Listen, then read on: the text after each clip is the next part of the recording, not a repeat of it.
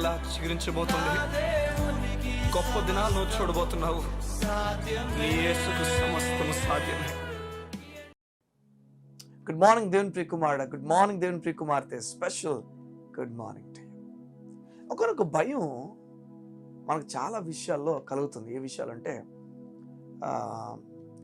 ఎవరైనా నా పట్ల ఏదైనా ఒక చెడు కార్యం చేశారేమో, ఇది తరచుగా నాకు ఆరోగ్యం పాడైపోతుంది, లేకపోతే నా కొడుకు తరచుగా ఆరోగ్యం పాడైపోతుంది, లేదా మా ఇంట్లో ఈ నెలకు ఒక్కొక్కరు చనిపోతున్నారు, ఏమైనా వారు విచ్ క్రాఫ్ట్ చేశారేమో, లేకపోతే వారు ఇంకేదైనా చేశారేమో, ఎన్నెన్నో ఆలోచనలతో మన మనసు నింపబడిపోతుంది. దేవుడు నీతో మాట్లాడుతున్నాడు. లూకా సువార్త 10వ అధ్యాయం 19వ వచనంలో, ఏదియు మీకెంత మాత్రమును హాని చేయదు. వా, నువ్వు అనుకుంటున్నావేమో, వాళ్ళు అది పెట్టేశారండి, వాళ్ళు అది చేసేసారండి, నా కుటుంబం పైన హాని జరిగిపోతుందండి, నా భర్త చనిపోతాడు సార్, నా భార్య చనిపోతుంది సార్, నా బిడ్డలు చనిపోతారండి, వాళ్ళు చూసి ఊడుకోలేకపోయారు, కుళ్ళిపడిపోయారు సార్. క్రైస్తవుడా, నీ పైన ఏది కూడా హాని చేయలేదు, నీ పైన అధికారం ఏది చలాయించలేదు. సంగం మీకు మాట చెప్తాను వినండి, ఇది జాగ్రత్త గుర్తుపెట్టుకోండి. యేసును దేవుడు మృతుల్లోంచి లేపిన తర్వాత అంటే ఎవరిని లేపుతున్నాడు గుర్తుపెట్టుకోండి. మానవుడిగా పుట్టిన యేసయ్య, అంటే దేవుడైన యేసయ్య, దేవుడైన యేసు ప్రభు మానవుడిగా వచ్చిన తర్వాత, మానవ అవతారం ఎత్తిన తర్వాత, ఆయన మరణించిన వేళట మన సహోదరుడు, ఆయన దేవుడైన వాడు సహోదరుడిగా మన కొరకు మరణించాడు. ఆయన తిరిగి లేచినప్పుడట బైబిల్ చెప్ మన సహోదరులో ఒకడైన ఆయన్ను, యేసు ప్రభుని ఆయన పైకెత్తున్నాడు. అంటే మన సహోదరులో ఒకరిని, అంటే ఫర్ ఎగ్జాంపుల్ మీరు ఒక నలుగురు అన్నదమ్ములు అనుకోండి, నలుగురు అన్నదమ్ములో ఒకరి గురించి మాట్లాడుతున్నాను. అలా యేసయ్య మన నలుగురు అన్నదమ్ములో ఒకరు. ఈ ఒక్క ఆయన్ను తీసుకుని వెళ్ళి పైకెత్తాడు. ఎంత పైకెత్తాడంటే ప్రతి అధికారానికి పైనట, ప్రతి రాజ్యానికి పైన, ప్రతి నామానికి పైన, ప్రతి శక్తికి పైన, అంటే దురాత్మల శక్తికి పైగా కూడా యేసయ్య నామం ఎత్తబడింది. బైబిల్ చెప్తుంది ఆయన పైకెత్తిందట. ఆయన పైకెత్తిన తర్వాత సమస్తము నా పాదాల కింద ఉంచాడట. అంటే ఏవి? ఈ లోకపు సంబంధమైన శక్తులన్నీ కూడా ఆయన పాదాల కింద ఉన్నాయి. ఇప్పుడు చెప్తుంది ఆయన శిరస్సు అని పిలువబడుతున్నాడట, ఆయన శరీరము నువ్వని పిలువబడుతున్నావు. ఇప్పుడు చెప్పండి, ఈ శక్తులు ఎక్కడున్నాయి? ఈ శక్తులన్నీ నీ పాదముల కింద ఉన్నాయి. నీ పాదముల కింద ఉంచాడు దేవుడు. వీటికి నువ్వు భయపడద్దు. ఇవి ఎంత మాత్రం నీకు హాని చేయలేవు. సరే, వారు ఏదో తినిపించేశారండి, ఇదేదో జరిగిపోయిందండి, ఇదేదో నాకు అనుకోకుండా నేను వెళ్ళాను, అనుకోకుండా ఈ రిలేషన్షిప్లో ఉన్నాను, ఇలా జరిగిపోయిందండి. నువ్వు త్వరగా బయటికి రా. నీవు ఈ లోకపు చెడు సంబంధాల నుంచి బయటికి రా. చేస్తున్నాము అపవాది వేసిన ప్లాన్ అంతా కూడా నువ్వు ఎలా డిస్ట్రాయ్ అవ్వాలో వాడు ప్లాన్ వేసింది ప్లాన్ ఇదే. వాడు సక్సెస్ అయిపోవడానికి కారణం దాంతో నువ్వు ఆమోద పలకడం వల్ల. త్వరగా యేసునామములో ఇప్పుడే బయటికి రా. నువ్వు మోకరించేందుకు ప్రార్థన చేయి. నా జీవితం నీకు అప్పగించేసాను, నేను అన్ని నామల కన్నా పైనాము నాకు తోడైందని నమ్ముతున్నాను. ఈ మాట చెప్పు. ఆ శక్తి నిన్ను విడిచి వెళ్ళిపోవాల్సిందే.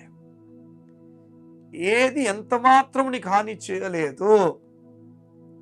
ధైర్యమును నువ్వు కోల్పోతున్నావేమో, అధైర్య పడిపోతున్నావేమో, దేవునితో మాట్లాడుతున్నాడు ఈరోజు. అధైర్య పడిపోవద్దు, ధైర్యం కోల్పోవద్దు, నెమ్మదితో ముందుకు వెళ్ళు. దేవుని కార్యం నువ్వు చూడబోతున్నావు. ఈ లోకములో రాజ్యాలు ఎన్నో ఉండొచ్చు, అస్సలు రాజ్యం నువ్వు నమ్ముతున్న దేవుని రాజ్యమే. ఈ లోకపు సంబంధమైన ప్రతి రాజ్యము చీకటి రాజ్యము పిలువబడుతుందేమో, వెలుగు సంబంధమైన రాజ్యము నీవు నమ్ముతున్న దేవుని రాజ్యమే. అంధకార సంబంధమైన అధికారంలోంచి దేవుడు మనం పిలిచి తన రాజ్య నివాసులుగా చేశారని చెప్పి కొలసీలు రాసిన పత్రికలో లేదా? మనం ఎందుకని నమ్మలేకపోతున్నాం? ఎందుకు కారణం చెప్పిన కారణం వి కాంప్రమైజ్డ్. ఆ లైఫ్ ఈజ్ కాంప్రమైజ్డ్. మనం కాంప్రమైజ్డ్ లైఫ్తో బ్రతుకుతున్నాం. మనం అన్ని చూసుకుని వెళ్ళిపోదాం అని చెప్పి అన్నిటిని వెళ్ళిపోతాం. కొందరు ఇది ఏమైపోయింది తెలుసుకోవడానికి వేరొక చోటుగా దేవుని దగ్గరికి రాకుండా ఈ లోకపు దేవతలు దేవుని దగ్గరికి వెళ్తారు.